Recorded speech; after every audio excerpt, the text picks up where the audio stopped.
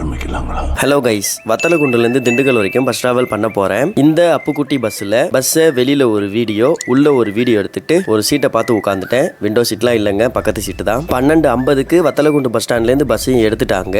Bus எடுத்து கொஞ்சம் தூரம் போனதும் கண்டக்டர் அண்ணன் டிக்கெட் கொடுக்க வந்தாங்க. வத்தலகுண்டு டு திண்டுக்கல் வரைக்கும் 30 ரூபா டிக்கெட் சார்ஜ் பண்ணாங்க. டிக்கெட்டை வாங்கிட்டு வெளியில் வேடிக்கை பார்த்துக்கிட்டே டிராவல் பண்ணிட்டு வந்தேன். இந்த பஸ் வத்தலகுண்டுலேருந்து திண்டுக்கலுக்கு ஸ்ட்ரைட்டாக போகாதுங்க, கொஞ்சம் சுற்றி போகிற பஸ் இது. இந்த ரூட் தெரியாதவங்க தெரிஞ்சுக்கணுன்றதுக்காக தான் வீடியோ போடுறேன்.